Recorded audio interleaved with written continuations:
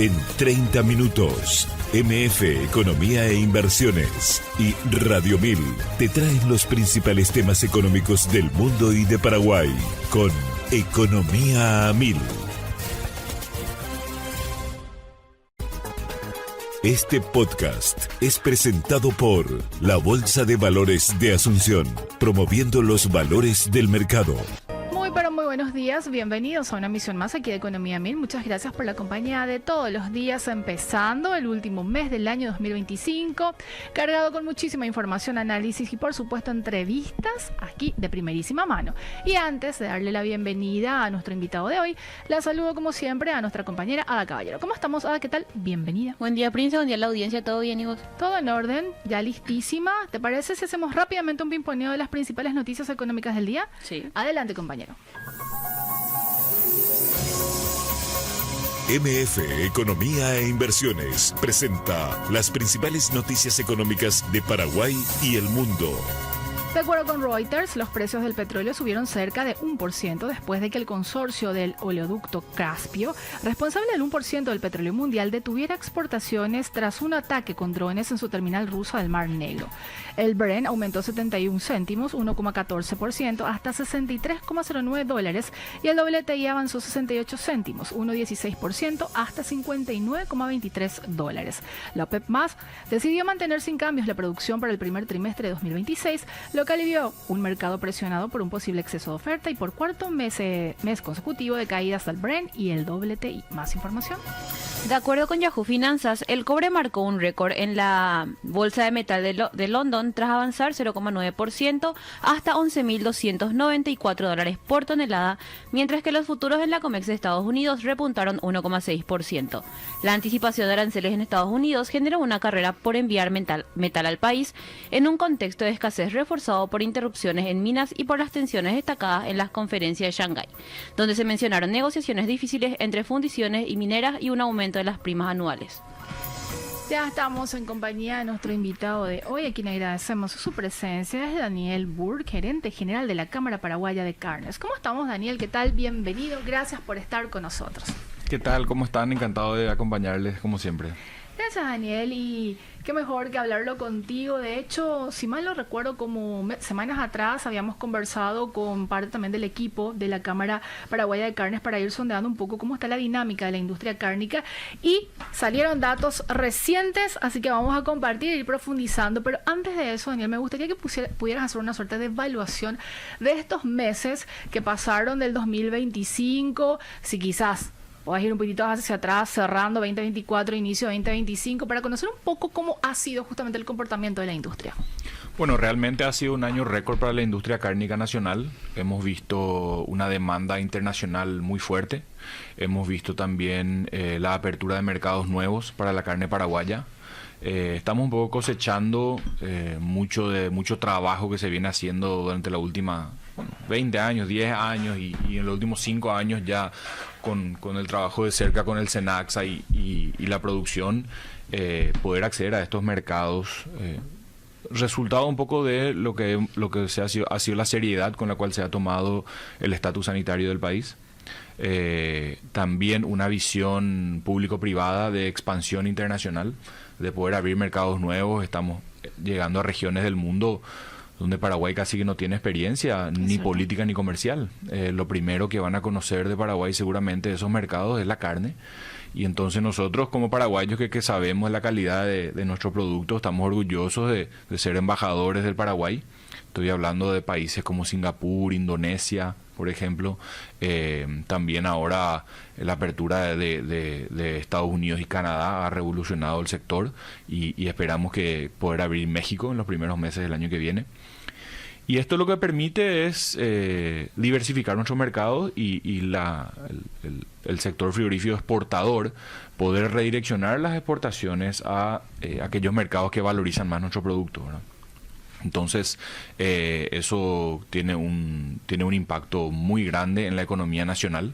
De hecho, que la industria cárnica es uno de los pilares de la economía nacional y permite que entren divisas, que se mueva toda una cadena también detrás. o sea, fortalece a toda la cadena, una cadena muy larga, muy fuerte, que emplea muchísima gente desde el campo, todo el sector logístico, todo el sector comercial de venta, todos los puntos de venta, todos los trasganados, el transporte fluvial, los puertos, realmente una cadena muy, muy grande, muy fuerte, y también generando empleo para muchísimas personas, y siguen las inversiones. En estos últimos 2 años hemos visto la construcción de 2 industrias nuevas de última tecnología, que representa un poco la apuesta de empresarios paraguayos también al sector, ¿verdad? Se habla mucho de la inversión extranjera y todo eso, pero lo que estamos viendo, especialmente en el negocio cárnico, es también Capital nacional. Capital nacional, empresas paraguayas que están apostando al país y al rubro,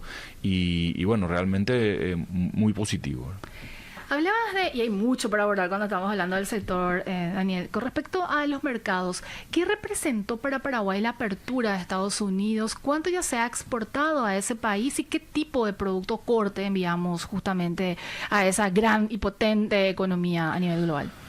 Bueno, Estados Unidos hoy ya representa, abrimos hace 2 años el mercado, Sí. y hoy ya representa el tercer destino de las exportaciones paraguayas. ¿Chile es el primero o le sigue? Chile sigue siendo el primero, hoy representa 30% de nuestras exportaciones, bajó de lo que antes era alrededor del 40%. Porque se fue reconfigurando, vamos a ¿Por ir qué a la se fue? tabla. Sí, Taiwán también fue muy fuerte este año, 15% de las exportaciones a Taiwán, también donde tenemos nosotros una situación preferencial. Hemos logrado habilitar menudencia, hemos logrado también eliminar todos los aranceles y cuotas para ese mercado, entonces tenemos ahí una situación preferencial. Y después los mercados que son tradicionales también, como Israel y Brasil, pero Estados Unidos se metió entre ellos y hoy ya es el tercer destino. Justamente estuvimos nosotros hace un par de semanas en la conferencia de importadores de carne de Estados Unidos, y las proyecciones son muy positivas para los exportadores, considerando la demanda prácticamente ilimitada que tiene Estados Unidos, específicamente por el tipo de carne que nosotros exportamos, ¿verdad? Es carne magra, trimming magro, que se utiliza para hacer hamburguesa. Ahí hay un factor, que Estados Unidos está con un grave problema de oferta de carne, producto de un hato que se reduce, producto de una carne que está sufriendo una inflación tremenda, y también del tipo de carne que ellos producen, ¿verdad? Que es carne alimentada, o animales alimentados principalmente a feedlot, a grano, que es muy bueno para ciertos cortes, los bifes, por ejemplo, los cortes más valiosos, pero las hamburguesas sufren un problema de que tienen un contenido graso demasiado alto con esos animales.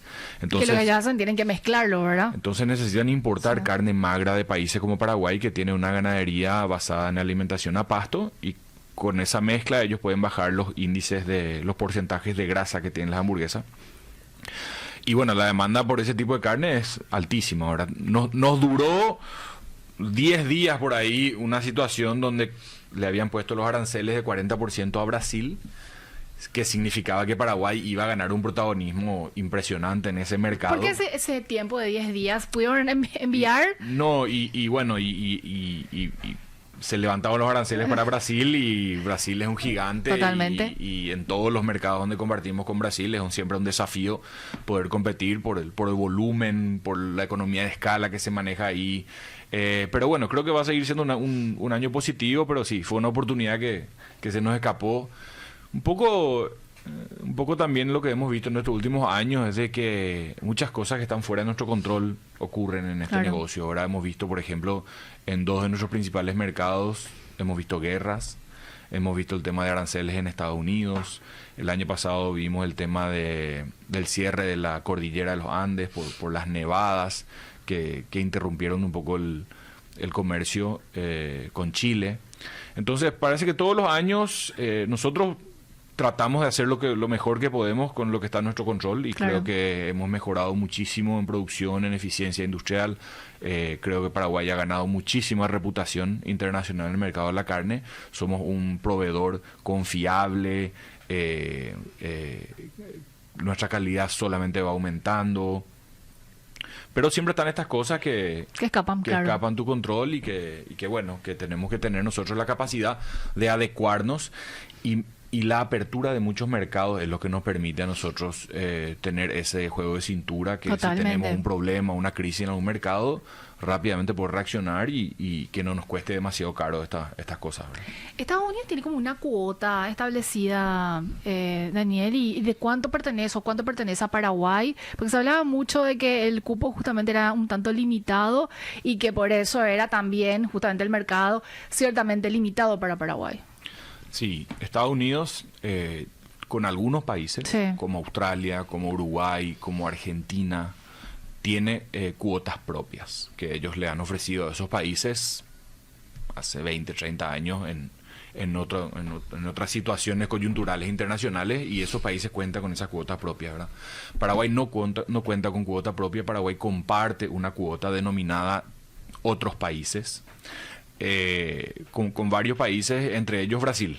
Gigantes, sí. Y lo que termina pasando es de que la cuota anual de 65.000 toneladas, Brasil termina utilizando en un mes prácticamente. Entonces la cuota del año Brasil ya en un mes puede aprovechar, y todo lo que entra fuera de esa cuota ya paga un arancel de 26,5%.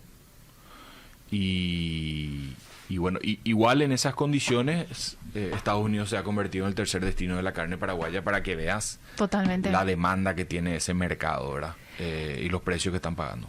Estados Unidos se convirtió en una suerte de pasaporte, y se hablaba incluso cuando aquella vez, recuerdo, finalmente habilitaba el mercado. Esto permitió Canadá y ahora están con miras a México. ¿Qué va a significar también para el mercado paraguayo, para la industria, justamente estos mercados que se van consolidando? Sí, primero es un apoyo reputacional muy importante, ¿verdad? Sí. Paraguay tiene un desafío de que es un país desconocido. Y a la medida que nosotros vamos habilitando mercados, vamos ganando reputación, Claro. ¿verdad? Por lo menos en este rubro la gente va conociendo Paraguay y conoce Paraguay por un producto de calidad. Así es. Entonces eso, como te decía, a nosotros nos enorgullece mucho. Porque son mercados muy exigentes, Daniel. Mercados muy exigentes que también nos han ayudado a elevar los estándares Claro. aquí en Paraguay. Ahora, con la cantidad de mercados que tenemos, prácticamente tenemos auditoría de algún tipo todos los meses, y eso nos obliga a nosotros a mantener los estándares más altos en términos de inocuidad, de salubridad, los estándares industriales de primer mundo, y bueno, eso también ha repercutido indirectamente con el mercado local, donde estamos viendo que la oferta local también ha mejorado sustancialmente en cuanto a la presentación de la carne, en la salubridad, en la variedad de productos disponibles, en proteger la cadena de frío, en las exigencias que estamos viendo en la producción, nuevos sistemas, por ejemplo, de trazabilidad, nuevos sistemas de identificación individual ganadera. Realmente hemos mejorado muchísimo, producto de estas exigencias, claro, que a veces son más importantes, ¿verdad? Entonces, creo que nos ha beneficiado mucho eso. Estos mercados asiáticos también representan, y mencionabas, como parte del componente de diversificar el mercado a nivel internacional, Daniel. China no está dentro, evidentemente, de este componente. ¿Cuáles son las perspectivas que se tienen también para seguir ampliando el mercado asiático para la carne paraguaya? Bueno, nosotros en los últimos 5 o 10 años hemos fijado como prioridades los mercados que nos faltaban básicamente en Occidente, que eran Estados Unidos, Canadá y México. Eso está prácticamente logrado. También habilitamos Panamá.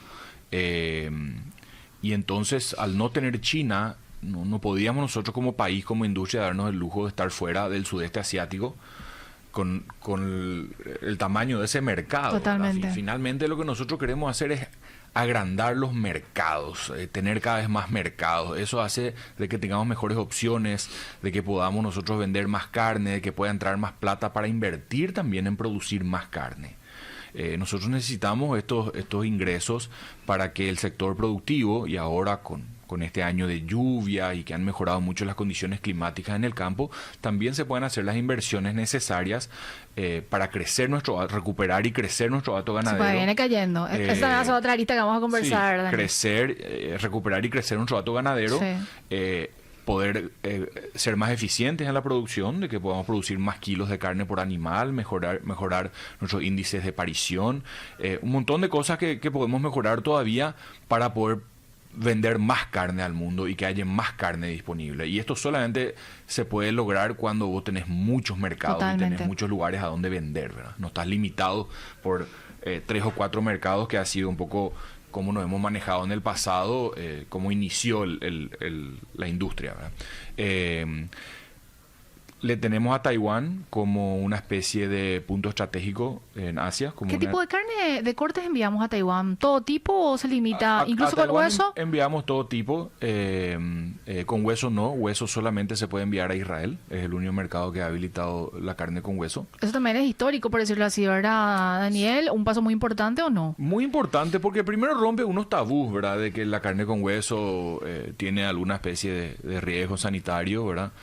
Israel, que es un mercado súper exigente, no solamente desde el punto de vista fitosanitario, sí, y de inocuidad, también tiene el componente religioso, ¿verdad? Adicional, que requiere toda una logística interna de los frigoríficos.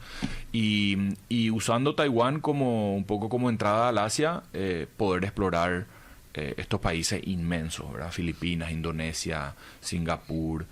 No solamente para la carne bovina, ¿verdad? Para todas nuestras proteínas. Estamos viendo también el sector porcino ha vivido una revolución increíble solamente con la apertura de Taiwán.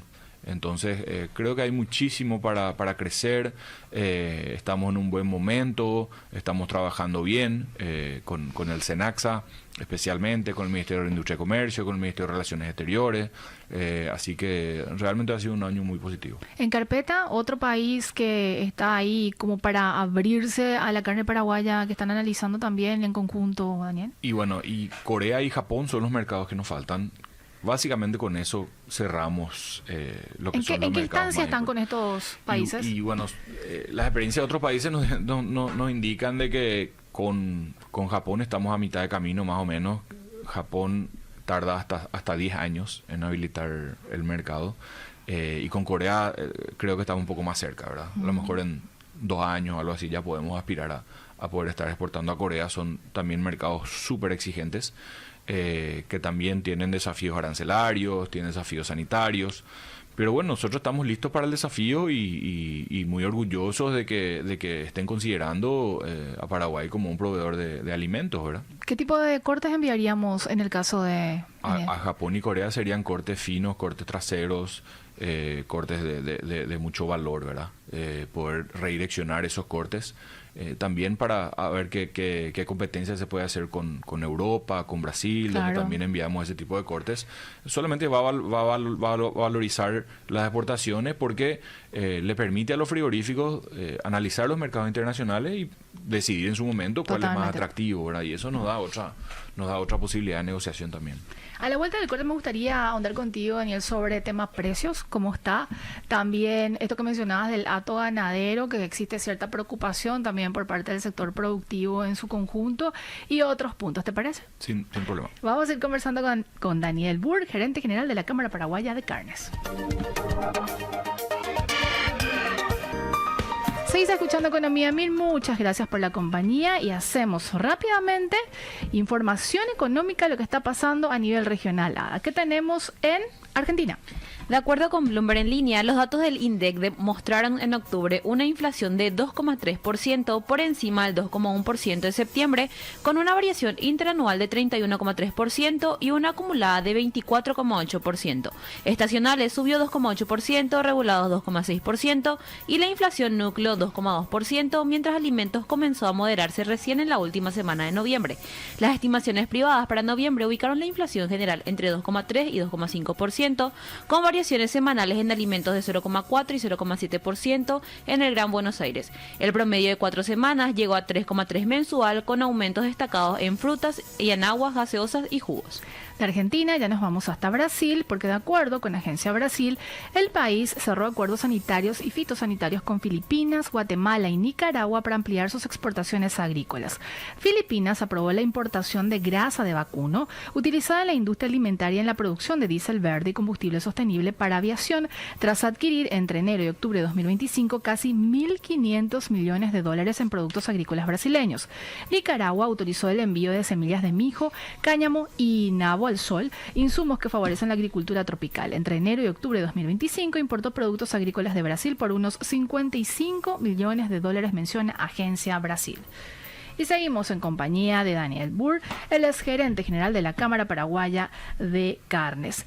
Daniel, con respecto a esto que mencionábamos también del hato ganadero, y de hecho semanas atrás habíamos tenido a gente del sector ganadero manifestando ciertamente su preocupación por la reducción que vienen registrando de un tiempo a esta parte de las cabezas justamente o del hato ganadero en el país, y la imposibilidad debido a ciertos factores que se vienen presentando en el país para quizás como estabilizar y ya pensar en ir aumentando. ¿Cómo lo están viendo también ustedes en la industria esta reducción? ¿Cómo podría impactar o ya viene impactando de alguna manera en el proceso de compra, venta y en toda esa cadena que representa justamente el sector cárnico? Bueno, como te decía, esta apertura a nuevos mercados nos habilita, o sea, nos permite ser más ambiciosos en la cantidad de volúmenes que podemos enviar, ¿verdad? Sobre todo en esta coyuntura donde están bien los precios, hay mucha demanda, pero estamos limitados con lo que se puede faenar por nuestro hato. Y bueno, estamos viendo esta reducción que hemos visto en los últimos años, y hemos visto que el hato más o menos, que la faena más o menos se mantiene igual, ¿verdad? O sea, eso es lo que se puede hacer con la cantidad de animales que tenemos, ¿verdad? Por eso que para aprovechar esta coyuntura internacional necesitamos necesariamente invertir en recuperar el hato, crecer el hato, ganar eficiencia, ganar kilos y bueno, porque no hay garantía de que esta situación se mantenga para siempre, ¿verdad? Claro. Las proyecciones que hemos visto en las conferencias y todo eso nos dicen que los próximos 2 o 3 años pensamos que va a estar bien la situación, ¿verdad? Pero bueno, hay que cuando está bien la situación hay que invertir para poder aprovechar eso y que Paraguay pueda seguir posicionándose como uno de los grandes productores de alimentos para el mundo. ¿Cómo se viene o se determina el precio finalmente, Daniel, tanto a nivel mercado interno como a nivel internacional? Bueno, funciona por la oferta y la demanda, ¿verdad? A nivel internacional, los frigoríficos, cada uno tiene sus clientes alrededor del mundo. No hay una pizarra internacional como si sucede, por ejemplo, con los commodities específicamente, no soja, Chicago, etcétera. No hay. No hay. Cada frigorífico tiene sus clientes en los diferentes mercados. Algunos frigoríficos tienen los mismos clientes, sí. O sea, compiten también. Claro, imagino. En ese sentido. Y entonces la manera que funciona es que se reciben los pedidos del exterior para ciertos cortes en ciertas épocas y ahí se negocian los precios de los diferentes cortes, ¿verdad? Porque cuando se habla del precio de la carne también tenemos una larga variedad de cortes, claro. ¿Verdad? Todos los cortes tienen su propio valor, su propia dinámica. Hay mercados que por su cultura culinaria consumen ciertos cortes y otros no. Hay cierta época del año que demanda más carne que otra. Entonces todos estos factores entran a ir fijando la variación y el cambio de los precios a lo que va al año, ¿verdad? Y bueno, y una vez que tenemos eso, los frigoríficos salen a comprar ganado a ver si es que consiguen el precio de ganado adecuado para poder que les cierre el negocio que cerraron, claro. en el exterior, ¿verdad? Entonces, los frigoríficos compiten por la compra de ganado y también compiten con los clientes finales, uh-huh. O sea, en ambos extremos, ¿verdad? Y varía mucho, ¿verdad? Por eso estamos viendo nosotros que, por ejemplo, Brasil entra con una oferta muy fuerte en Chile y nos dejan de comprar a nosotros y empiezan a comprarle a ellos, ¿verdad? Y eso repercute acá también porque no tenemos los negocios que teníamos, o de repente puede presentarse una oportunidad donde los frigoríficos quieren aprovechar la oportunidad y salen a comprar ganado con más energía para poder cumplir nuestros compromisos, ¿verdad? Pero varía todas las semanas. Entonces es muy dinámico. Los últimos datos que tengas ahí en mente, Daniel, y si tuviéramos que comparar con el precio de otros países, ¿cómo está Paraguay? Y Paraguay, en promedio, digo. Y Paraguay siempre más o menos se mantiene por debajo de Uruguay y Argentina y por encima de Brasil. Okay. ¿Verdad? Eso es más o menos siempre se maneja así. Hay que entender que estos otros países tienen el mercado chino, ¿verdad? Que Totalmente. le agrega otra dinámica de volúmenes a sus exportaciones. También hay que entender de que, a diferencia de Paraguay, Argentina y Brasil, tienen un complejo industrial donde el 70-80% de la carne se queda en el país y solamente 20% se exporta. En el caso nuestro, ¿cuál es la relación? En el caso nuestro y de Uruguay es exactamente al revés. Nuestro complejo industrial está diseñado para la exportación por el tamaño de nuestro mercado comparado con lo que es el mercado de Brasil o de Argentina, ¿verdad? ¿Decimos 80% o más de ese porcentaje? 70% aproximadamente se exporta, ¿verdad? De lo que se produce.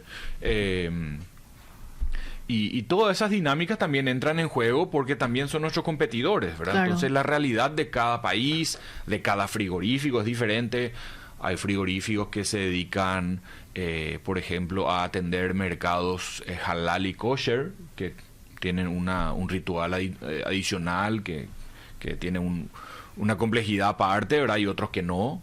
Hay otros frigoríficos que tienen más fuerza en ciertos mercados. Hay otros que apuestan más al mercado local, y tenemos una buena dinámica, una mezcla. Tenemos multinacionales, tenemos empresas familiares, tenemos cooperativas de productores, tenemos diferentes realidades y diferentes composiciones de las empresas que hacen a esta dinámica muy cambiante, ¿verdad? Y muy diferente. Daniel, hay varios puntos que me gustaría desmitificar contigo quizás y que la gente me pueda entender cómo funciona el sector en ese sentido antes de irnos al corte.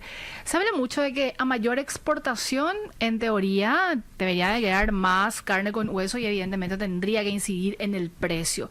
¿Eso es realmente así o cómo finalmente se establece? Y lo quiero hilar también un poco con esto que se habla de la alta concentración de mercado, que no es malo cuando hay, obviamente, en un escenario de libre mercado en ese sentido, salvo que se presenten otro tipo de maniobras quizás en el mercado, pero esta competencia de oferta, demanda, etcétera, etcétera, y esa inversión que ya mencionabas que muchos frigoríficos vienen haciendo de un tiempo a esta parte, obviamente le van posicionando de cierta manera. Este conjunto de cosas o factores que estoy mencionando, finalmente, ¿cómo termina repercutiendo en el precio a nivel interno, en el sentido de esto de mayor exportación, debería de bajar los precios? No funciona de tal manera.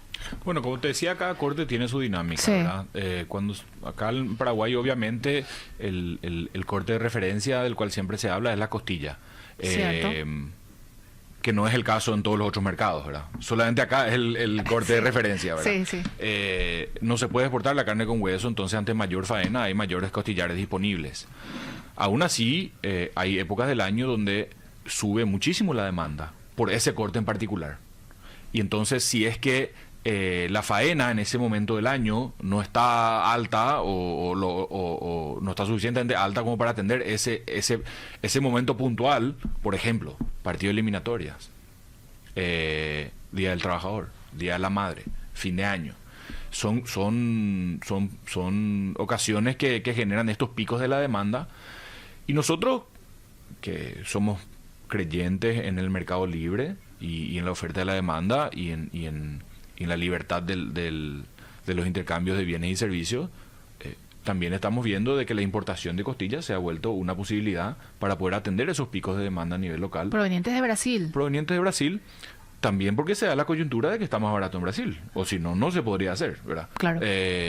Entonces, nosotros defendemos el mercado libre. Nos parece que no hay ningún problema en que se pueda importar ciertos cortes si es que las condiciones de mercado así lo permiten y así lo exigen, y siempre y cuando se cumplan con todos los estándares sanitarios requeridos para poder ofrecer también al mercado local la calidad que se merece, ¿verdad? Y creo que este fin de año vamos a ver nosotros un incremento importante en importaciones que va a no solamente a garantizar el abastecimiento del mercado local, sino que también va a ayudar a mantener los precios por esa oferta extra que va a haber de costilla. ¿Hay algún preliminar de estimación de cuánto sería el mantenimiento, vamos a decir, del precio, incluso reducción, o no hacen ese tipo de ejercicios, Daniel? No, porque hay muchos jugadores, o sea, pueden traer los frigoríficos, pueden traer los supermercados, pueden traer antes tiempo y congelar, se puede congelar durante el año para poder tener abastecimiento a fin de año, pero son estrategias comerciales de cada empresa, ¿verdad? No es que hay una estrategia país o una estrategia entre todos para hacer, vamos a importar tantos kilos de costilla para tal mercado, es muy dinámico y también estos son competidores que estamos hablando de que tienen que decidir si traer o no traer. Son decisiones comerciales particulares de cada empresa, pero al final todo es oferta y demanda, ¿verdad? Y decisiones comerciales que te puede salir bien, te puede salir mal. Totalmente, ese es el riesgo. Porque los precios varían de ganado, los precios de ganado varían también y bueno, vos podés hacer una apuesta de que si vos guardás costilla o importás costilla, puede ser mejor negocio, pero ante la mínima variación te quedaste con una costilla más cara y cargas con el costo, ¿verdad? Pero son las apuestas comerciales a la que cada empresa está acostumbrada y bueno, en el riesgo está la ganancia y ahí vemos cómo va a ser, ¿verdad? Pero en términos generales, hoy hemos visto este año la importación de costilla. Sí, mencionaban como de 50 millones de dólares en lo que va del año. Yo no sé si está dentro de ese parámetro. Que nos marca una tendencia un poco de lo que va a ir sucediendo, ¿verdad? Y bueno... Esto es medio atípico, digo, el nivel de importación que se está teniendo, Daniel. ¿Te acuerdas que está viendo desde la Cámara o no? Y sí, yo creo que hay un aumento. No sé si es atípico en el sentido de que va a ser ya una tendencia o si es que va a ser coyuntural, porque depende del precio del ganado en Brasil. Totalmente. Y nosotros, como te decía, tantos factores que no controlamos, eso es uno de ellos, ¿verdad? A la vuelta del corte, ya te adelanto lo que me gustaría profundizar, porque tenemos algunos datos también dados a conocer por Cenaxa, la tabla de los países, los principales compradores de la carne paraguaya, y también me gustaría hablar un poco de la faena, si te parece, profundizar también en ese punto, Daniel. ¿Te parece? Sin problema. Seguimos conversando con Daniel Burg, gerente general de la Cámara Paraguaya de Carnes. Seguís escuchando Economía 1000 y nosotros también seguimos aquí en compañía de Daniel Burg, gerente general de la Cámara Paraguaya de Carnes. Daniel, con respecto a este punto de faena, se habla mucho que hubo una suerte de desaceleración e incluso reducción de la faena en estos últimos meses. ¿Cómo lo están viendo ustedes también desde la Cámara, de acuerdo con los datos que manejan, y cuáles son las perspectivas de cierre 2025 y quizás avanzar un poco al 2026, si es que se puede usar eso como referencia, en el sentido de, ya lo mencionabas, es un mercado muy cambiante, con factores que inciden también obviamente en este proceso de oferta y demanda, etcétera?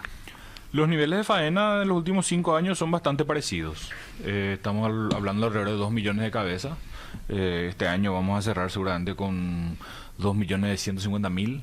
El año pasado fue 2.200.000, el año anterior 2 millones, el 2022 2.100.000, el 2020 1.900.000. No estamos viendo variaciones en los últimos 5 años de los niveles de faena. Lo que sí varía es durante el año los niveles de faena mes a mes. Y ahí hay diferentes factores, porque hay épocas de mayor demanda y de mayor oferta. Claro. Algunos factores importantes, por ejemplo, que modifican la faena son cuando se acaban las compras para las fiestas patrias en Chile. Chile tiene en el mes de septiembre, tiene un consumo pico. Entonces, lo que es los preparativos para poder abastecer ese mercado nos obligan a tener mayor número de faena. Pero después, las compras de Chile desaparecen básicamente 15 días. Ya no se hacen más pedidos porque está abastecido ese mercado.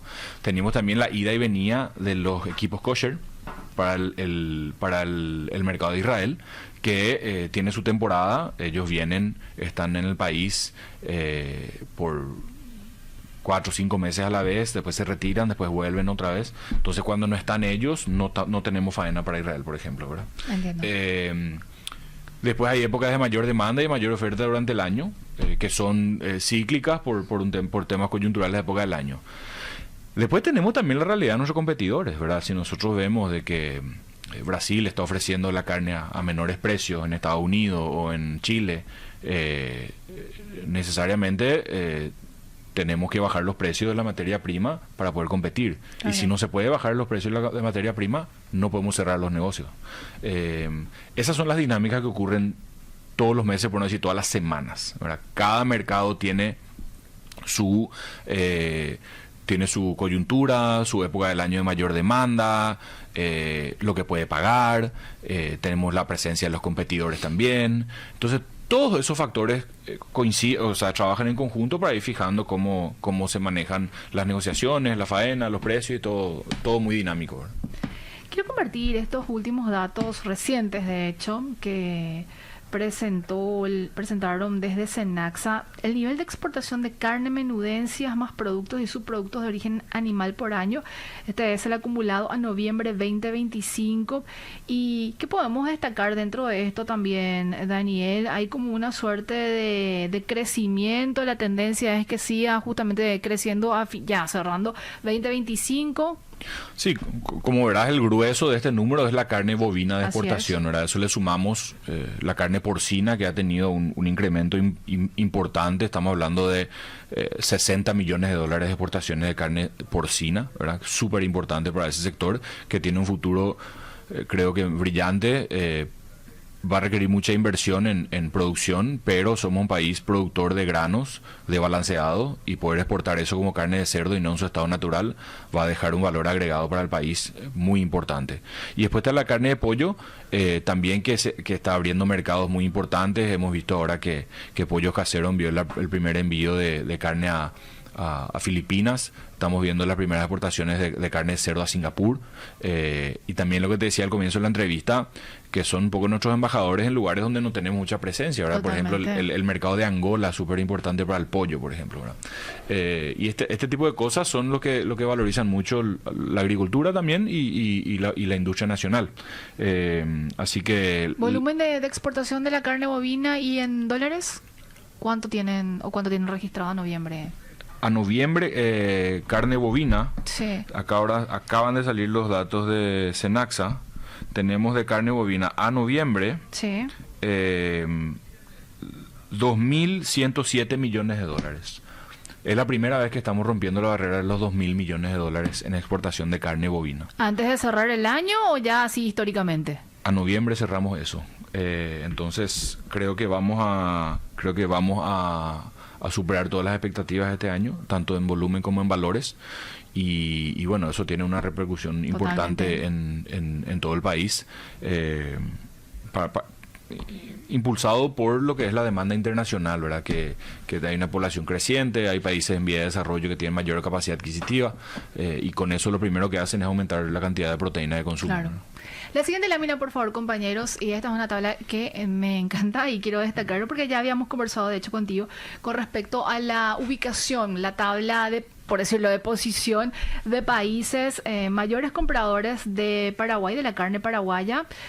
Chile, decías que se ubica en el primer lugar, mencionabas también Taiwán, y si pudiéramos también ponerle números a esto, Daniel.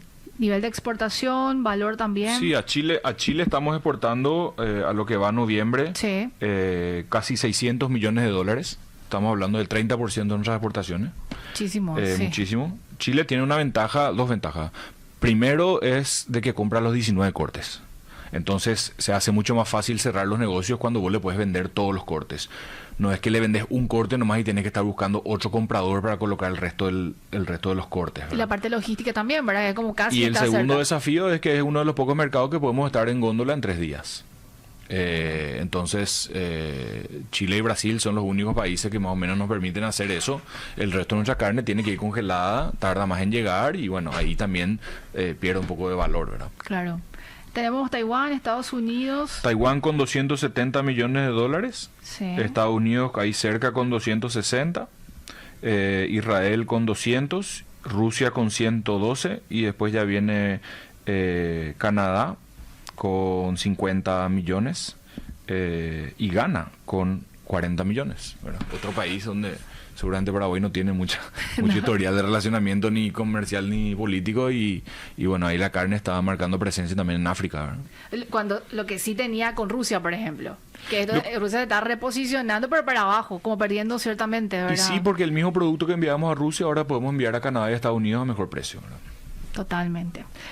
Daniel, un gusto como siempre conversar contigo, pero antes de cerrar este capítulo me gustaría reflexiones finales acerca de cuáles son los principales desafíos que está enfrentando también el sector de la industria en lo que va de este año, quizás para el 2026, perspectivas, como para remarcar también lo que venimos conversando.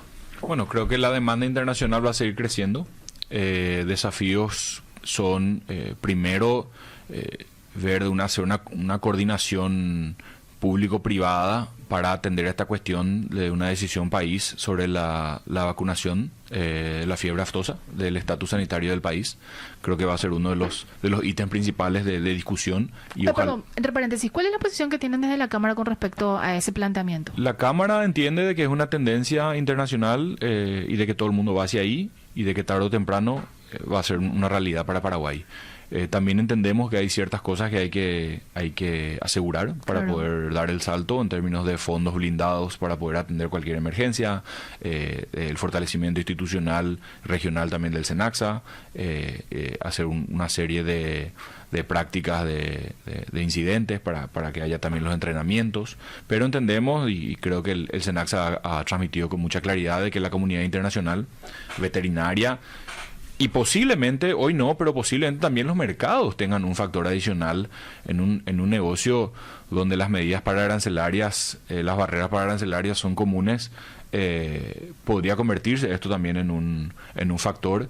Y estamos viendo que Brasil ha decidido levantar la vacuna, también Bolivia y también el norte de Argentina, ¿verdad? Eso dejaría solamente a Paraguay y a Uruguay en la región que siguen vacunando, ¿verdad? Pero basado siempre en el proceso de gradualidad, ¿no? Basado siempre en el proceso de gradualidad. Ahora, yo creo que todo el mundo más o menos está en esa línea, ¿verdad? Lo que ahora se está discutiendo es los plazos y los hitos que tenemos que alcanzar, las metas que tenemos que alcanzar para estar listos, ¿verdad? Pero realmente lo que hemos avanzado nosotros en términos de salud animal, también producto de la alianza público-privada entre la Asociación Rural del Paraguay y el SENACSA, estamos lejos de lo que estábamos hace 15 años, ¿verdad? 10 años.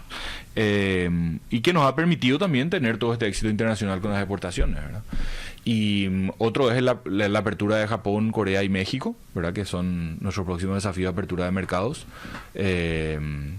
Y bueno, poder seguir proveyendo al mundo con esta carne de calidad de manera constante y ganar reputación y ganar espacio, y que la gente, los mercados internacionales estén dispuestos a pagar más por nuestra carne a medida que van conociendo y vamos ganando reputación. Con efecto, obviamente, después en toda la economía.